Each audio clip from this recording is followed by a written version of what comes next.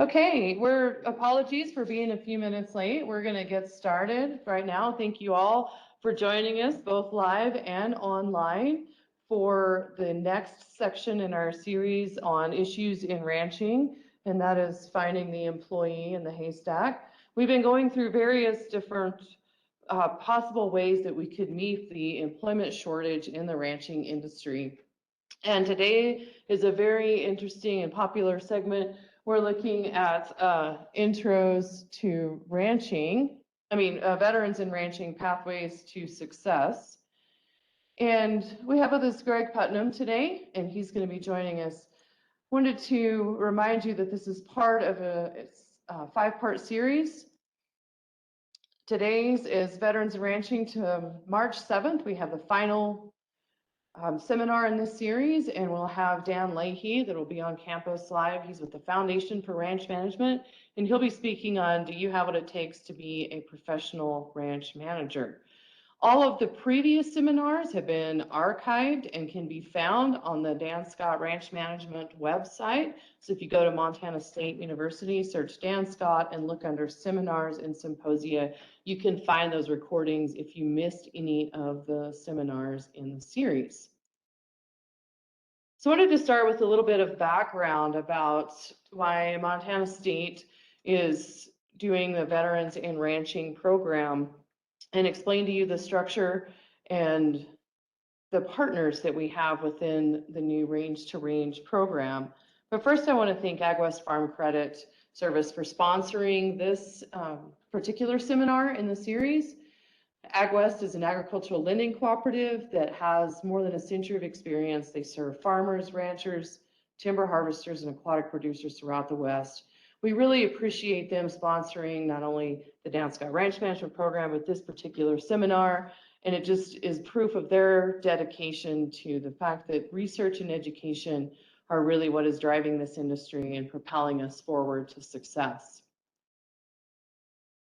So in the beginning, there was a number of us, both on campus at Montana State and producers throughout the industry, that recognized that there was a need.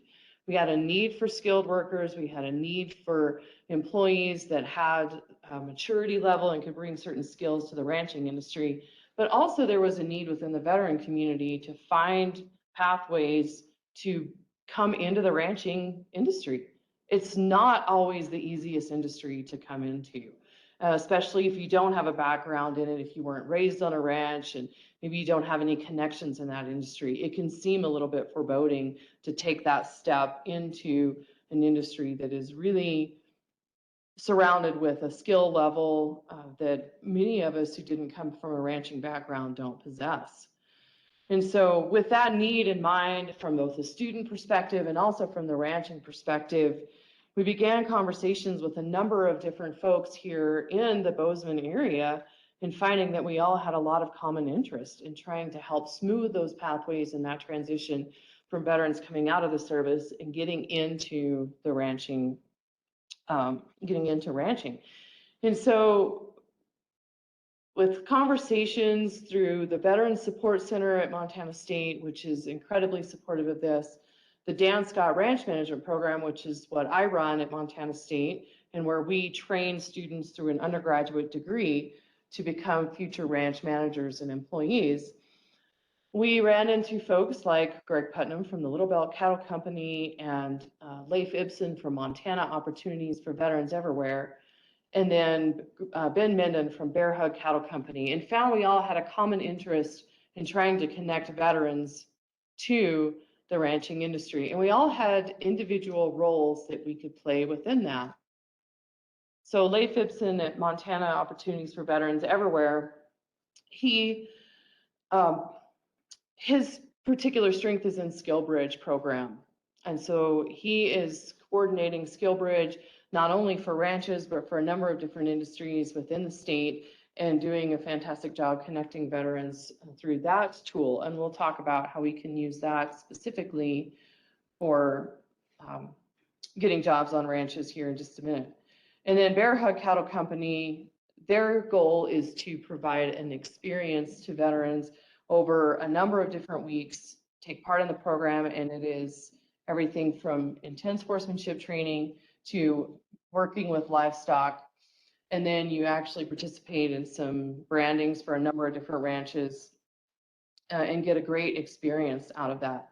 Little Bell Cattle Company has hosted a couple of internships. I'll let Greg tell you more about their role in it. But just as a person who's been on both sides of that spectrum, from owning and managing a ranch to also being a veteran in the armed services, he has a great connection to both sides of that to help us bridge that for veterans in there. So this is the partnership that we came up with, was a range to range partnership, and we called it that based on coming out of the range in the military and then moving into the rangelands of ranches. And the goal and purpose of the partnership is to provide different pathways for veterans that help them to address their unique skill needs and connections to the ranching industry. The first key point in that is the Skill Bridge program through the Department of Defense. And so veterans who are separating from the service, the easiest way to transition into ranching is to come through that Skill Bridge program. And then there's a number of different pathways that they can take afterwards. They can move from there into an entry-level job. They could also realize that they need a higher education to advance further within the ranching industry. That's where a movement into the Dan Scott Ranch Management Program could be appropriate. Or they could just realize they need to shore up those basic skills at a completely different level. And through Bear Hug Cattle Company, yeah, if you want to drop that, if you I turned it on. Sorry, I had the screen's not being dropped. Here it is. Through Bear Hug Cattle Company, then they could spend 10 weeks there getting that education and experience. The next step would be, do they want to do an education or do they want to do an entry-level job? They can move from the Skill Bridge to an entry-level job, move possibly from Bear Hug Cattle Company to an entry-level job, or back into the Dan Scott Ranch Management Program, which has a pathway to entry-level jobs to increase their experience level, but then eventually the goal is to be a manager for a ranch. And so this pathways here could be individualized based on a veteran's eventual goals. Do they really want to move into that entry-level job, or are they really looking for that manager position? And then willing to go through the educational process that could put them on the track to getting there. So the goal of the Range to Range partnership was really to create that partnership that collectively will support and manage a functioning Skill Bridge program. There was a number of us who tried to delve into the Skill Bridge program on our own, and we did that, I could say, a little bit less than successfully. And so having a partner within this that is very skilled at doing the Skill Bridge, understands all of the different paperwork and requirements, both on the participant side as well as on the Department of Defense side, has been incredibly beneficial to us. We want to be able to support veterans in obtaining those basic ranch skills. They're incredibly important if you're going to find a job within the ranching arena, to have those basic ranch skills and be able to perform them confidently. Also support veterans in seeking higher education in ranching and agriculture.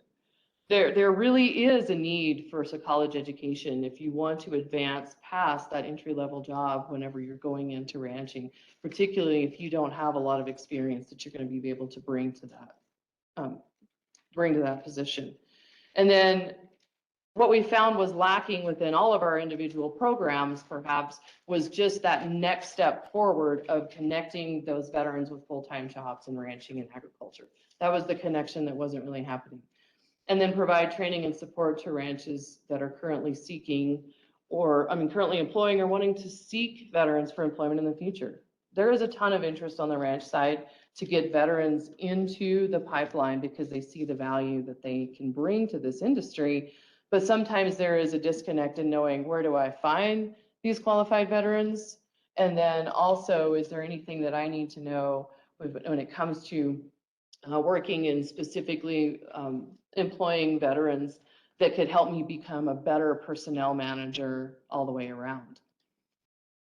So all of the individual partners within this partnership they have lanes and they have jobs that they're doing very, very well.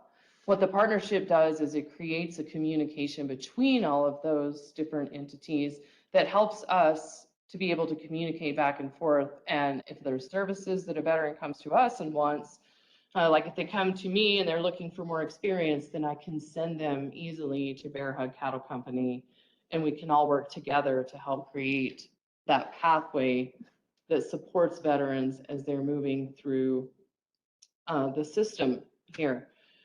And one thing I forgot to say, we have both live and online participants here. So if we have questions from the live audience, we can entertain those at any time. If we have questions from the online audience, if you would please put those in the chat box, we'd appreciate that. And we will definitely get to those questions towards the end of the presentation here so that we have time to address and visit all of those. So just questions on the partnership structure from anyone who's here in the room quickly. I want to go back up to here to the different partners. Again, we all operate within kind of our own individual sphere, but the partnership facilitates communication between them and then also helps those who maybe don't have a connection necessarily to industry to be able to move more into finding skills and from just helping the veterans find skills to also helping them find employment. Questions, comments, thoughts? Okay. All right, well, we're going to try to move into the next part of the presentation. We've had a little bit of difficulty uploading files. Greg, were you able to get that here, or do I just roll with it?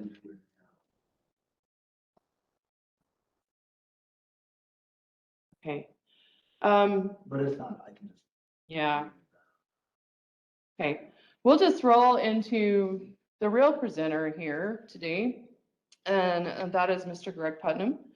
And Greg is really one of the impetus for a lot of this program because he's been an inspiration to a lot of folks from his transition from being 10 years as a Navy SEAL to starting Little Bell Cattle Company in 2020. And they have grown since then from a 350 cow-calf pair to a 500 pair and 1,000 yearling operation. This year, notably, they have partnered with Yellowstone Cattle Feeders at a 15,000 head commercial feedlot in Billings, Montana. So Greg says his time in the military really prepared him for taking on the huge endeavor like starting up a cattle ranch, and that cattle ranch has a vision of providing the highest quality protein that's good for both people and the environment. So I'm going to turn it over to Greg, and he's going to talk about his transition in there and how he envisions the partnership being able to help other folks make a similar transition into ranching.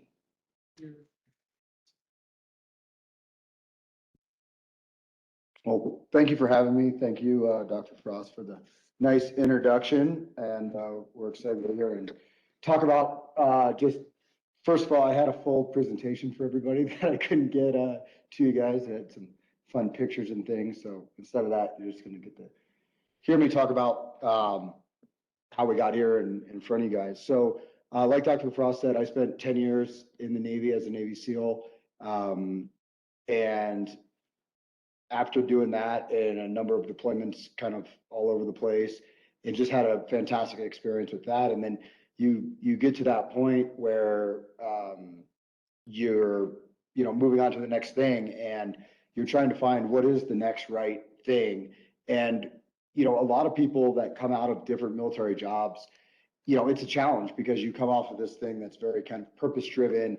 You're with a team of very like-minded people. It also took a ton of time and effort to get into those programs. Most of those programs have very strenuous selection processes that take years to get through, and a long time as well, just even getting kind of the experience that you need to enter into those programs. So a lot of veterans get to this point where they're making that transition back into the civilian space, and you start to the military does a great job training you for that job, and they don't do a great job in transitioning you back into, just that next phase in your life. And, there's some programs out there now that I think are helping to do that. But, as the military and as a government system as a whole, it's kind of, you're on your own. And it's a time where it's just the military is great for certain things, and you know what's expected of you, you know what it takes to promote. You've been in that for a long time. I know for myself, I mean, that was a job and a career that was going really well. And you make the decision though, because you have to sign up for kind of these different, length of contracts. And when you make that decision, it very much does feel like, you're on your own, and a little bit of, what am I going to do now? And I think there's a big void there when you come out of these, professions that have a lot of, just kind of purpose, and a lot of just feeling that you're part of a bigger, cog kind of in a bigger wheel, I guess, that is truly adding value, not only in the world, but to this country.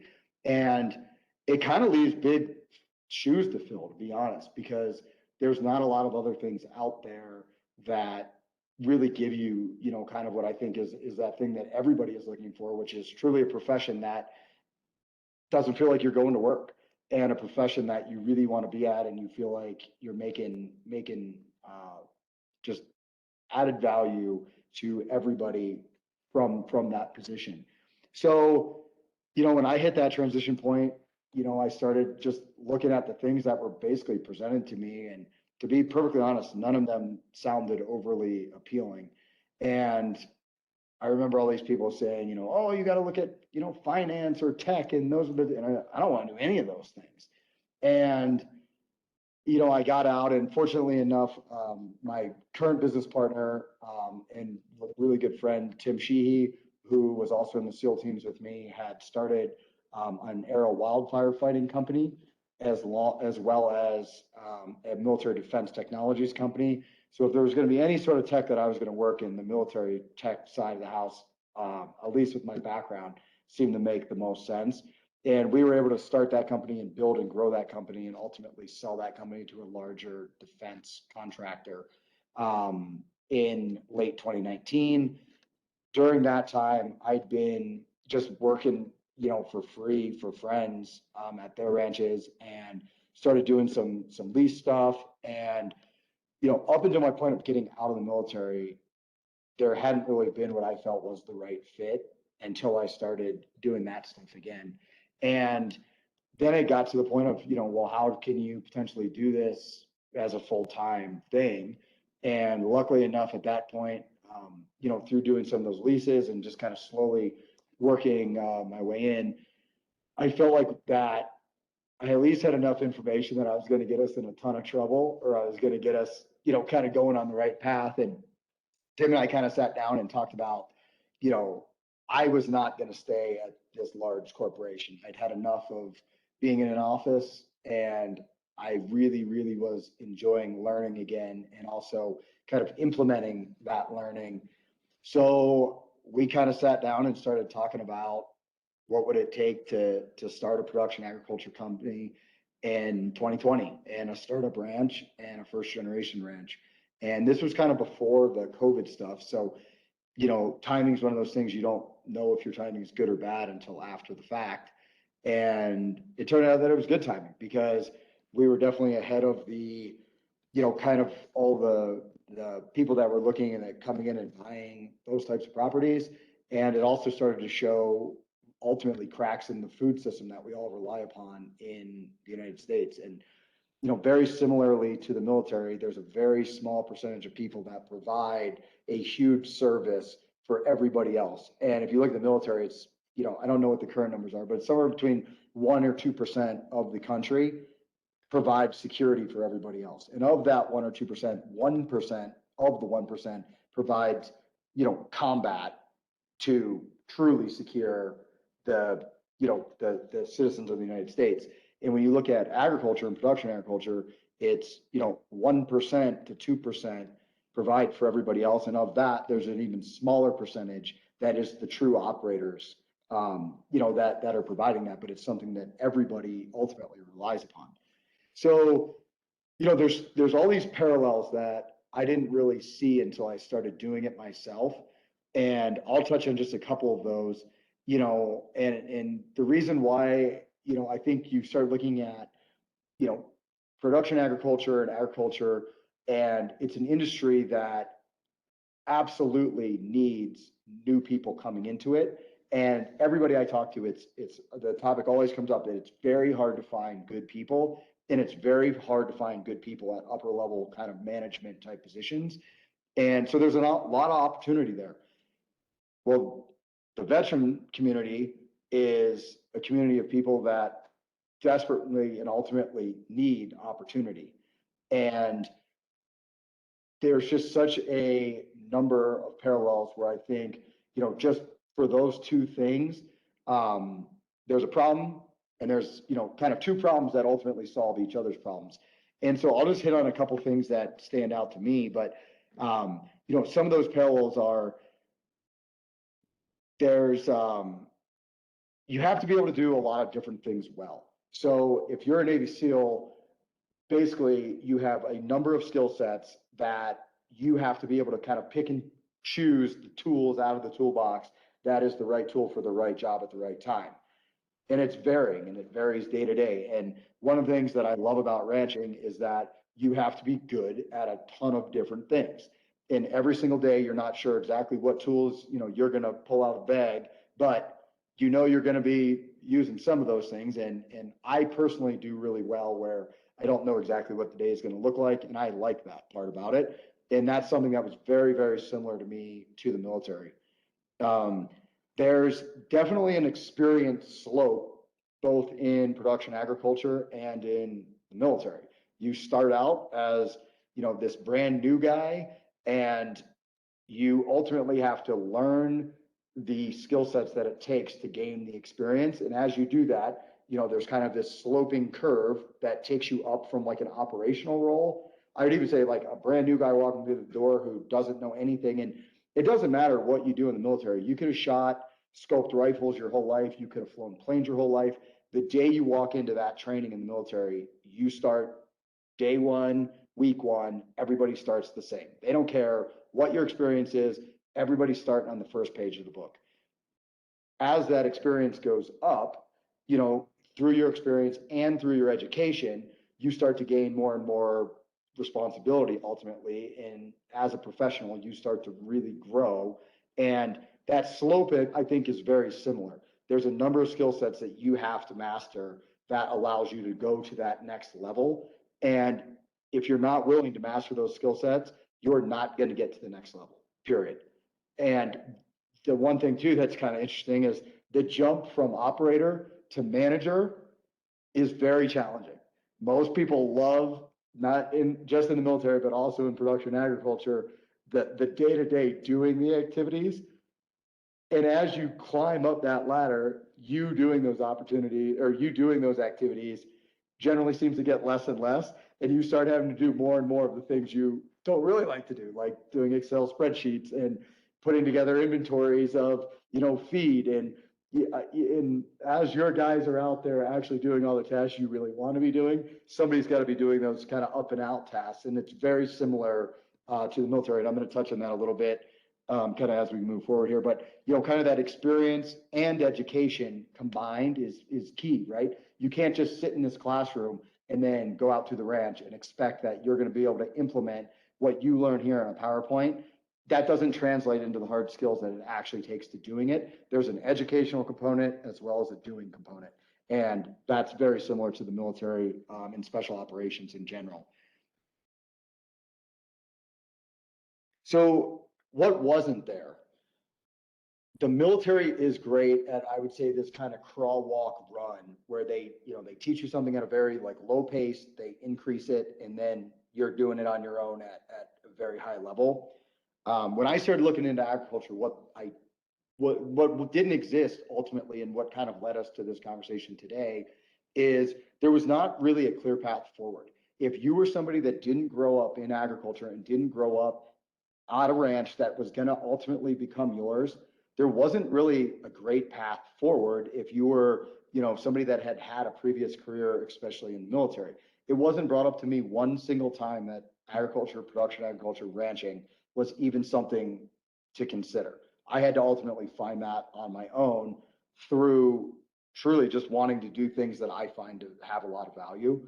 And what I started to look at was I wish that there had been something for me that said, hey, there is a clear path into this space. This is an excellent space to consider.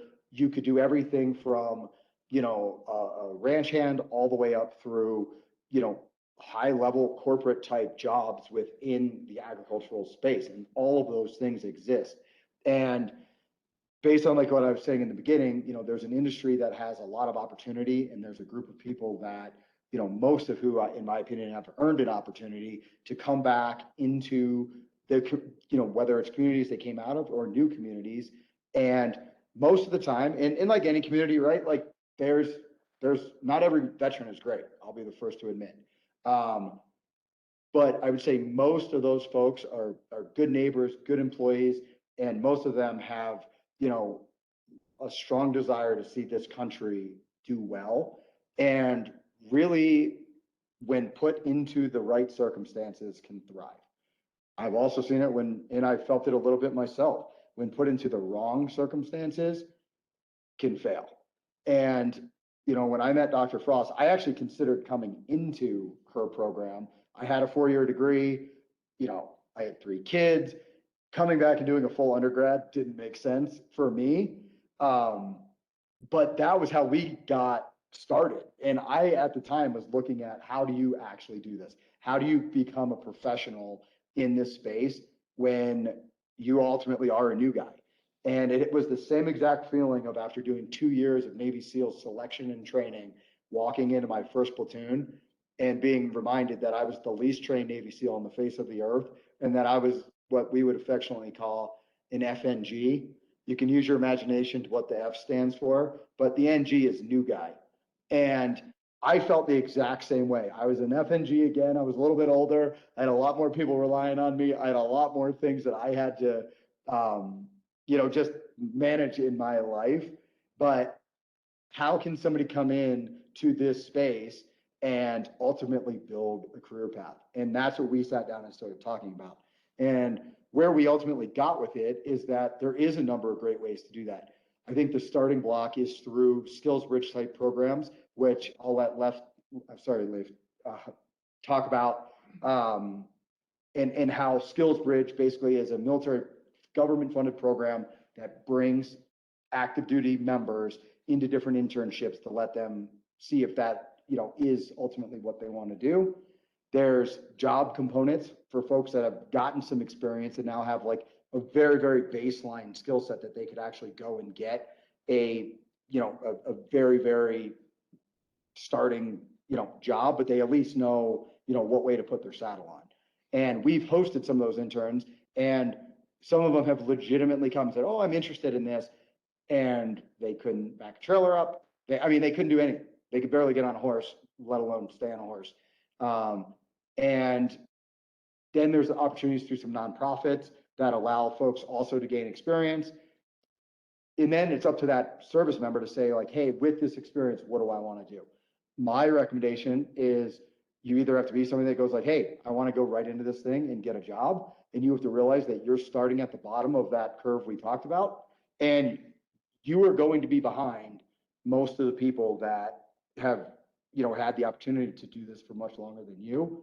Or you're going to explore that educational component, which is where MSU came in. And MSU has in my opinion, one of the best veteran organizations here, and has done just a fantastic job. And Montana is a place that a lot of veterans really do, want to be at or feel home, because it has a lot of those things that, allows you to get outside. And there's a lot of people I know that, when looking back, said Montana's the kind of place that was worth protecting overseas. And MSU has done a great job. And there's a lot of veterans that, as they've learned more that agriculture is an opportunity for them to explore, these programs have been amazing, and MSU has done an amazing job attracting them here. And what I love about it is, if a guy goes or a gal goes through Skills Bridge or Bear Hug Cattle Company, or an internship at Little Bell Cattle Company, at the end of that time, there is now a pathway forward and a clear path for them for how they ultimately, get a job in this space and can ultimately start filling those holes in this industry, which production agriculture, as it currently stands, is going to need new people to stay relevant. It just is. There's not enough people staying in it. And they're going to need a path forward for folks that have a strong interest in this space, that just need, hey, what's the blueprint? How do I do it? Right. And that's what we've ultimately put together for them. And to be honest, the veteran thing is the background that I came out of, so that was kind of an easy demographic, but this also applies to anybody else that doesn't have military experience and just has a strong interest. And I would encourage anybody to explore that interest to determine if you actually want to do it. Go work for some people for free. And then if you go, hey, this is truly for me, then you start exploring how to do it. I mean, the best thing is you either determine this is not for me and you go find something else, or you say this is for me and how do I get involved and how do I, what is the right path forward to be successful? That is ultimately what we've tried to build with this. And, with that as well, for folks who have been doing this forever, don't write people off that just because they haven't had the opportunity to learn and grow and build from the beginning. You'd be amazed. And I talk to people about this all the time. And most of the time, what I get back now is most people would actually prefer somebody that didn't have any bad habits, that didn't have preconceived notions about how they're going to do something. And you get to teach them how you want it done. And I have fought with this with folks who have worked for me. I have managers that have worked for me that I go, that is not how we do it. This is how we do it. And they refuse to do it the way that because I don't know why. Like it's set up in a system that actually takes risk out of it for them. Why would I pay vets thousands of dollars to build us protocols to not have them followed?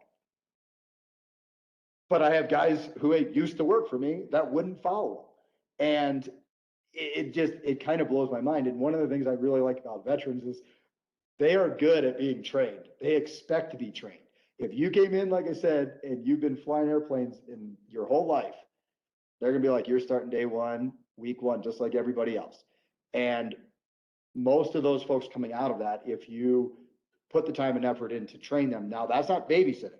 What we follow at our place is like, I'll show you how to do it once, I'll watch you do it once, and I'll come and check on you after you've done it, and I'll provide feedback. If they can't get on board and they can't learn, then I don't really have a great use for them, right? But if you give me somebody that is hungry for knowledge and you spend the time and effort to help teach them, I think what you will find is great potential that you're developing to do things the way that you want it done. And I know that if I didn't have the people that helped me and saw something in me, I wouldn't be standing here in front of you folks today. And I remember that. So I always try to kind of extend the table that I feel very fortunate to be sitting at. And I would encourage everybody here today to think about ways that, whether it's a veteran, whether it's a kid down the street, whether it's somebody that calls you up that's just interested, is you could be the person that basically gets them in the door, or you could be the person that is ultimately developing really great people for your own organization. And I think through this pathway that we are starting to build, we are hoping to give at least some sort of structure to this. So if you're a ranch that's looking to hire or host an intern, you have some sort of curriculum that you can follow. And there's expectations on both sides of the house that ultimately allows success for everybody. I don't know how long I was supposed to go. Way over. No, so I have, I think another presentation able to pull up just some more information from, if you are a veteran, who would you contact and what is the role in the partnership? And if you are a rancher, who would you contact and who is the role and what is their role in that partnership? And so let me pull that up here and that'll make that easier to share.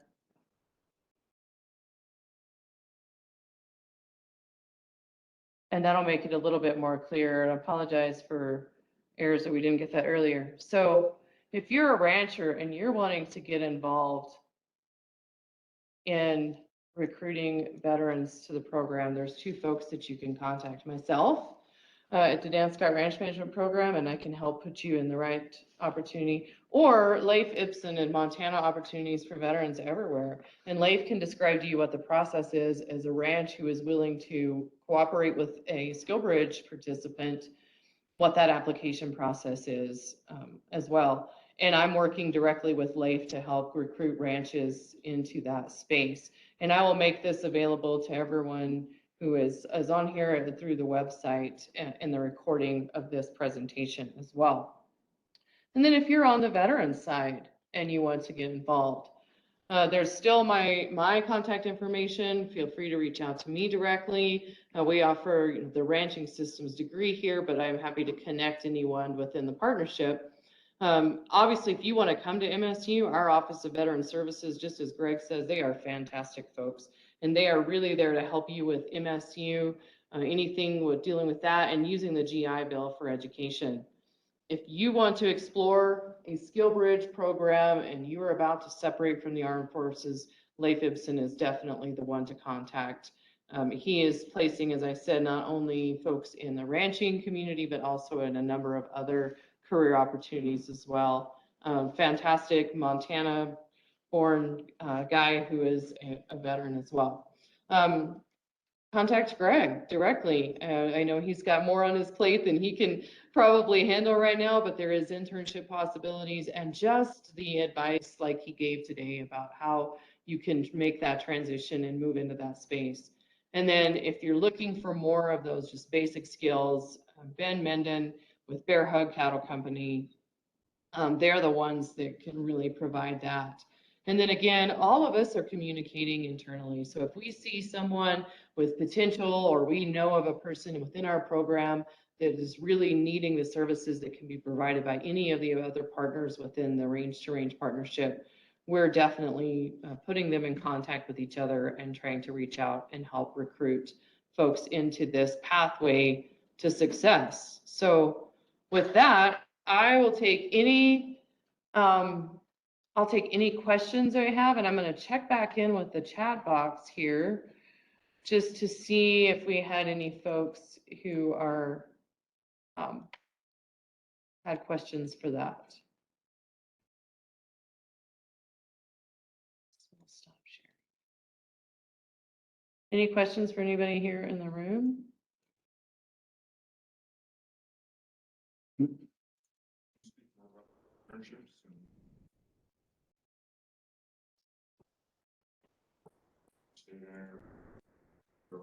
Sure. So if you're doing a SkillsBridge program where you're hosting a SkillsBridge intern, those folks are still in active duty, so they're still paid basically by the branch of the military that they're part of. So you don't have to pay them, but you do have to house them. And then, I would say the big thing there is just kind of a curriculum like Dr. Frost uses for their Dan Scott internship programs, where it's kind of hey, this is the skill set that person should leave with. It can't just be free labor where they're doing a bunch of stuff that you just don't want to do yourself. And, they need to leave there with some sort of skill set base. For us, we've hosted both internships and SkillsBridge interns. We generally provide housing. If most of the folks we've had, I would say, we're not at a level that they'd be a paid internship. We probably had one person that was more of a paid intern. But generally we just provide them housing. I like the SkillsBridge model a little bit better because that person then still has, some income and, but they just don't have the skill set yet to really be paid. But I think you could do it either way. But through the SkillsBridge one, the requirement is you have to provide them housing. And that's like.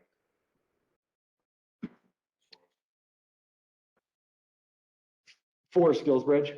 Yeah. SkillsBridge is actually a federal program. So LAIF would be the one that if you were a ranch and you said, hey, I want to host, some of these veteran interns and I want them through that SkillsBridge program, you would reach out to him directly. He would have you kind of on a list. And then if a service member called up and said, hey, I'm looking for a ranch internship, I think ideally he would then help place that person at the right ranch.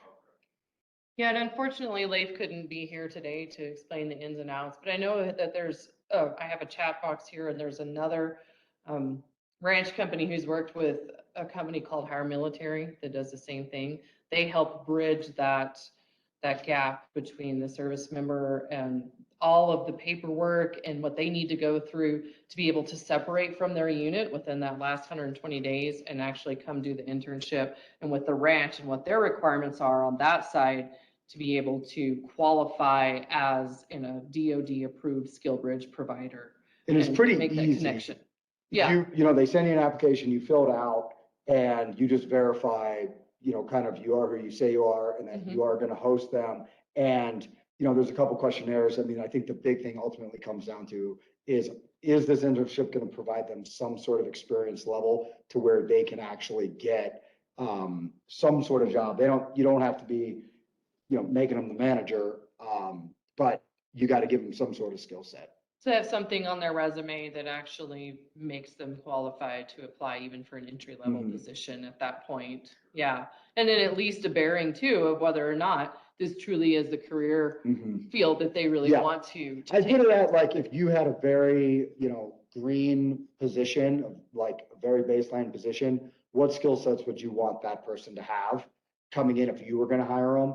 And if you got your intern as close to that or above that as possible, that's kind of what those programs, because you got some time, but you don't have a ton of time, where Ben's program really kind of condenses that through like the nonprofit model. But after that, I guess the goal would be they would find, the ability to get hired. The SkillsBridge is great though, because, it's a government program that's paying for that person. So it at least takes that kind of off the plate. So you're not paying somebody and training them, because I think that becomes a little unfair to for-profit business. You do. As far as I understand, you have to be within your last, I'm going to say 150-ish days.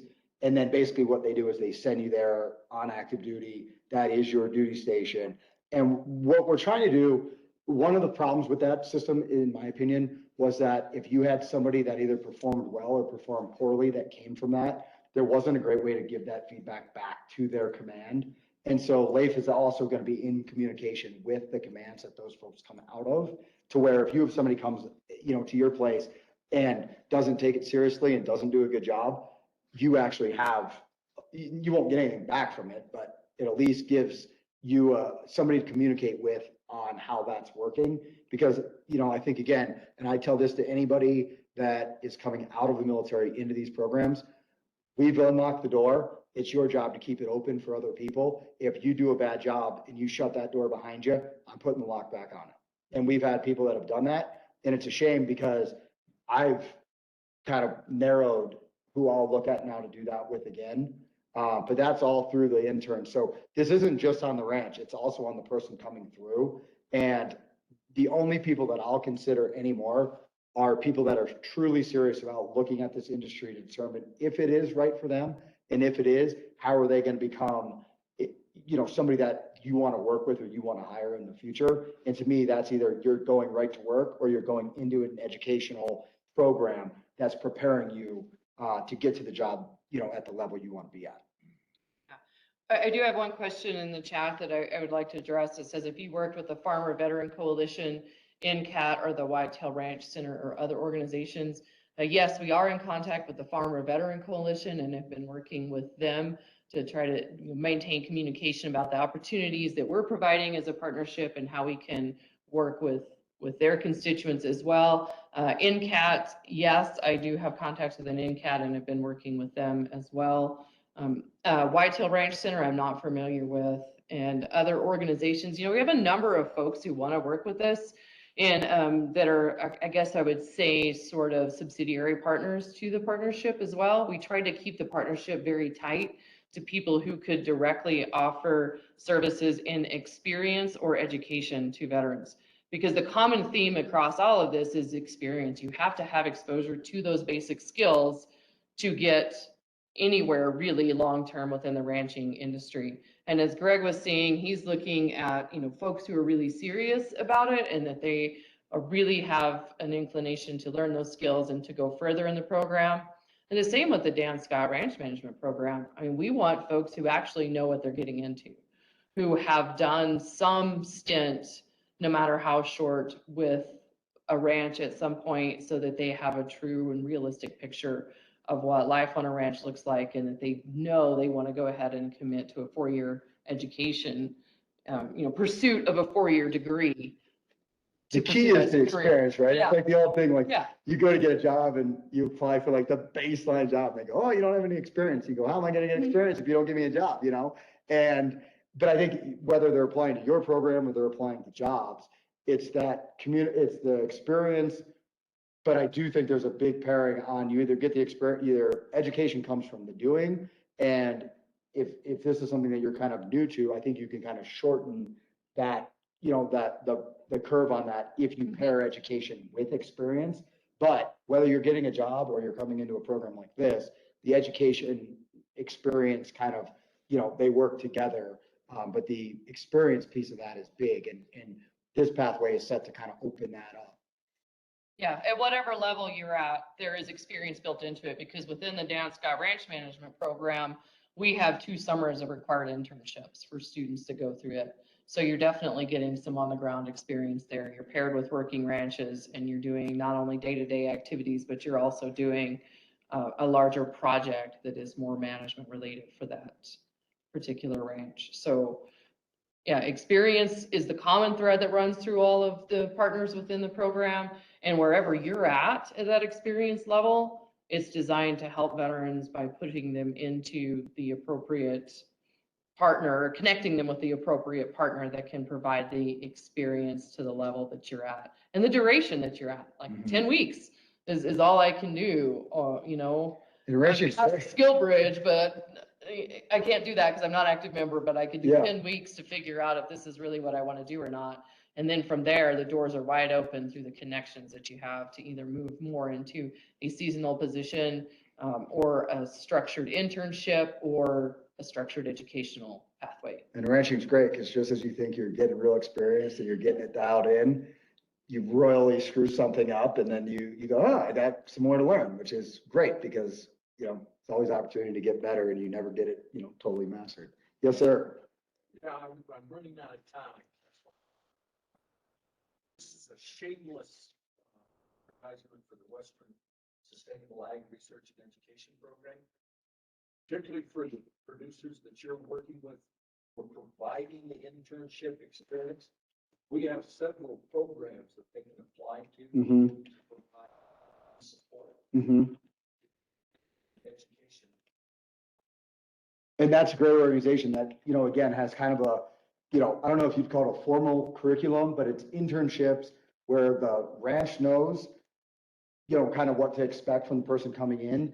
And they actually have kind of a little bit of structure from other folks that have done it to teach the people coming in enough skills that when they leave, they got something to go away with. So those go online and those grants. Okay. Super. There are even opportunities for people who are already in business, but want to expand or lighten something up. Excellent. We will. Thank you. I will get that information, and I'll put that on the site with the link in this recording that could take you to those funding opportunities. Thank you, Clayton. Yeah. Other got $11 million. I'd like to use it. We'd happily take it. Clayton just says they have $11 million that they need to use. So we can all try to find ways to help them use that, as far as either developing training programs for folks who would like to host internships, or. Yeah, because transition is becoming a hot button commodity for Western Sarah. So any programs that we can jump on that are aiding, heading, directing transition into agriculture, we're directed to fund. Okay. Super. Any other questions from the participants online at this time? Oh yeah, so here's another one. Are there any opportunities within ranching with a focus on tech, especially for those of us who come from the technical backgrounds within the military? Yeah, I would say most definitely.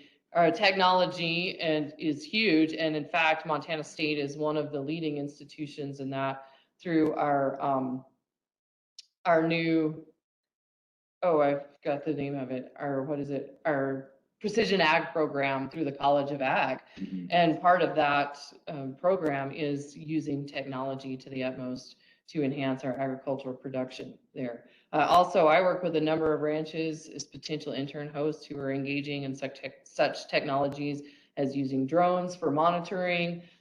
They're using apps to do data collection and record analysis, and then they're also engaging in other technologies like virtual fence. And we have a number of researchers here in this department who are actively engaged in exploring virtual fence technology and its applications for rangeland livestock production. And then our host, AgWest Farm Credit, for today's seminar is also a big supporter of that research and educational efforts. Yeah, I mean, like any industry, right? I mean, I think tech is just, it's coming in, and I think you'd be amazed. I know I am. I mean, from these advanced rock pickers to, cattle systems that, help count, track. And like for us, I mean, we have kind of built this sustainable supply chain through the ranch and the feed yard, and now to actually selling beef directly to consumers. So actually being able to like trace and track. So there's so many tech components out there in this space, and they're, in my opinion, they're a lot more fun than if you have to go like, work at TikTok or something. We've had one other question come out online. Are any of the funds available through SARE applicable for housing? That is our limiting factor on the ranch, which is a huge limiting factor for a lot of ranches who could be excellent internship hosts. I don't know the answer to that question, but I had the same thought whenever Clayton was talking about dollars, and that is definitely something that I will be looking into, and have a number of other different internship host partners that would be very interested in seeing if that might be an opportunity to fill that void. Housing is so important for this. With that, if we don't have any other immediate questions right now, I think we'll shut down the webinar. There will be a recording of this available within early next week, and I'll also have some additional documentation that has that contact information. Apologize for the technical difficulties and a couple of folks who had planned to be here and weren't able to. Thanks everyone for joining us despite the change in date from the travel complications. It seems like this was just one that we had every hurdle to overcome, and so appreciate it. And I hope we at least gave you a little bit of the baseline of information so that you have an understanding whether you're on the ranching side and the hosting section of this and looking for finding those employees, or whether you're on the veteran side and you're really wanting to find ways to make inroads into ranching and determine if that is your career path, or if you already know that and you just want to find better ways to get connected to that industry, that you at least have a contact information and some context within which you could talk to any of the members of the partnership.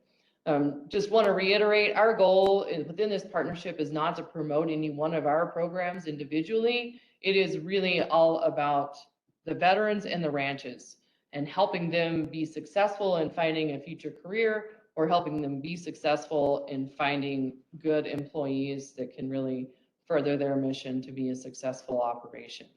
So with that in mind, I appreciate everyone for joining us today. Thanks again to Greg for joining us. I really appreciate him, and we will close the recording. Thanks.